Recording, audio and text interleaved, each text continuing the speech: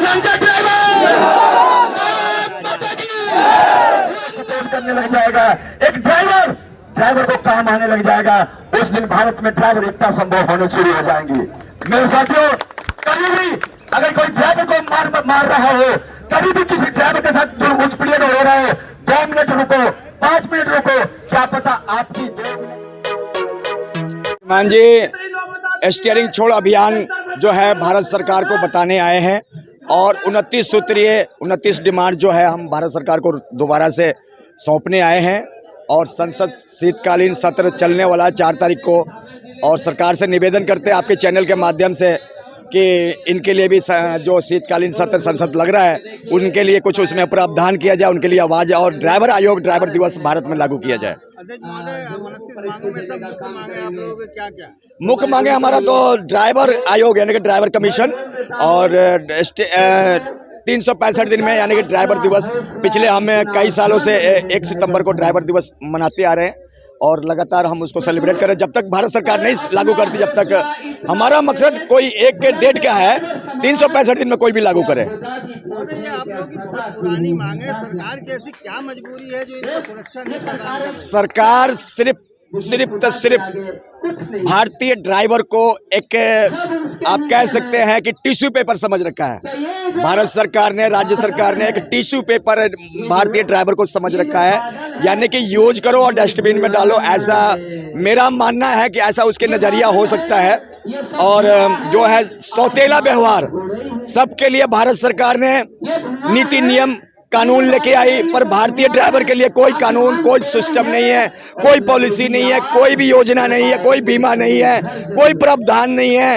एक भारतीय ड्राइवर 24-36 घंटे काम करता है, उसके लिए कोई भी सैलरी ESIPF के सुविधा निर्धारित नहीं है। अध्यक्ष महोदय, मैं एक सवाल करना चाहता हूँ। देश के अंदर सबसे ज्यादा भ्रष्टाचार परिवहन मंत्रालय में है जी। से वसूली करते हैं, ये वसूली जाके आम जनता के ऊपर भुगतान करना पड़ता है। ट्रक वालों से लेके बस वालों से लेके अवैध वसूली यहीं से की जाती है। जी महोदय, आपका ये सवाल बहुत महत्वपूर्ण है कि अवैध वसूली, देखिए हमारे ऑल ड्राइवर कल्याण संघ के कार्यकर्ता जमीनी स्तर पर जाकर फाइट करते हैं, यानी कि सीधा टूल नाके पर, बॉर्डरों पर जाते हैं और वहाँ के जो कर्मचारी हैं उनका कहना है कि भैया ये यहाँ से हिस्सा ऊपर तक दिल्ली तक जाती है, यानी कि नीचे से लेकर ऊपर तक सभी लोग आपस में जो है जुड़े हुए हैं और सभी भ्रष्ट हैं, मेरा साफ कहना है।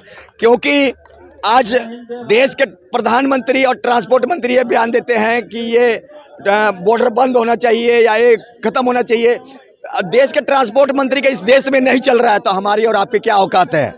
तो कहने का मतलब भ्रष्टाचार जब से मैं समझता हूँ, आपको एक बात बताना चाहता हूँ, जब से बीजेपी की सरकार आई है तब से भारतीय ड्राइवर की शोषण बढ़ गया है, यानी कम होने के बदले बढ़ चुका है। आज इतनी तरीके से कह सकते हैं, इससे पहले भी आप लोग की यही मांग, सुरक्षा की मांग। सर ऐसा है, करप्शन बढ़ा है, करप्शन घटा नहीं है। मेरा ये सवाल है, करप्शन घटा है, घटा नहीं है, बढ़ा है, यानी प्लस में गया वो। सरकार को ऐसा क्या करना चाहिए, संदेश दीजिए कुछ सरकार को, जो सरकार हमारे भारतीय ड्राइवर के लिए पॉलिसी बनाए, महिलाओं के लिए पॉलिसी बनाया, नागरिकता कानून लेके आया, चाइल्ड के लिए कानून बनाया, बहुत सारे कानून में संशोधन, संविधान में संशोधन हुए, ड्राइवरों के लिए भी कानून में संशोधन करे, ड्राइवरों के लिए भी पॉलिसी लेके आए। पार्लियामेंट संसद में जब बजट पास होता है, ड्राइवर के लिए कौन सा बजट पास होता है? आज मीडिया कर्मी का भी गाड़ी चलाने वाला एक ड्राइवर है, ड्राइवर के लिए क्यों नहीं? ड्राइवर मर जाता है, जेल में बंद हो जाता है, उसकी जमानत करवाने वाला कोई नहीं। मोटर मालिक अपनी गाड़ी को जमानत करवा के अपने घर लेके चला जाता है और ड्राइवर बेचारा गरीब हो, 10-5-7 हज़ार कमाने वाला जेल में सड़ता रहता है और उसकी जो बीवी बच्चे हाय माँ बाप उसका हाय हाय करके रोता रहता है, उसको इंसाफ नहीं मिलता। आपके साथ इन संगठनों में आज जंतर मंतर पर किन किन राज्यों से? पूरे इंडिया से है सर, अलग अलग राज्यों से हैं, त्रिपुरा, पूरे इंडिया से है, कोने कोने से है, झारखंड, बिहार, असम, सभी जगह से लोग आए हुए हैं। मैं आपके चैनल के माध्यम से सभी का मैं दिल से शुक्रिया अदा करता हूं, जिन्होंने इस ड्राइवर समाज के लिए अपना समय, अपना वक्त निकाला है।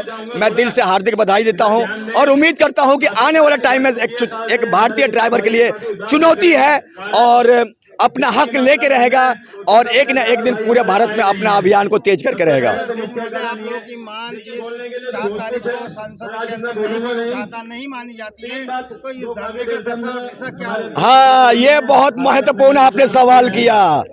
2024 में आपको पता है कि इलेक्शन आने वाला है और 2024 में अगर संसद में नहीं तो 2024 में भारतीय ड्राइवर अपनी वोट का कैसे इस्तेमाल करेगा ये हमें बयान देने की जरूरत नहीं है।